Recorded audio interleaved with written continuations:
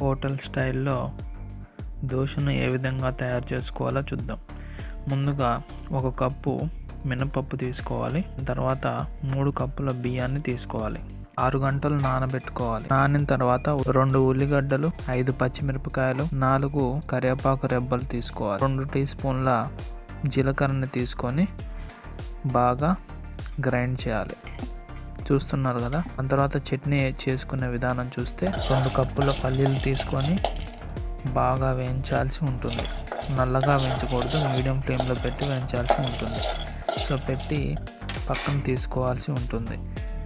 3 స్పూన్ల నూనెను తీసుకొని అందులో 5 నుంచి 6 పచ్చిమిరపకాయలు వేసుకొని అందులో తాలింపు గింజలు వేసుకోవాలి. 1 స్పూను బాగా వేయించిన తర్వాత అందులో కరివేపాకు వేయాల్సి ఉంటుంది. పల్లీలను అదేవిధంగా ఈ మిర్చిని తాలింపు వేసినటువంటి మిర్చి, అదేవిధంగా నానబెట్టినటువంటి చింతపండుని అందులో వేయాలి. 1 స్పూను ఉప్పు.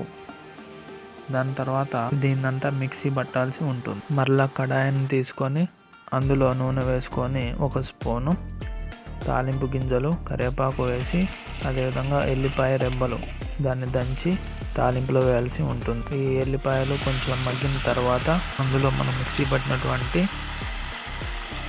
పేస్ట్ని ఈ విధంగా వేసుకుంటే మనకి పల్లీల చట్నీ అనేది రెడీ అవుతుంది దోశల్లోకి. సో ఈ విధంగా వేసిన తర్వాత బాగా కలుపుకోవాలి.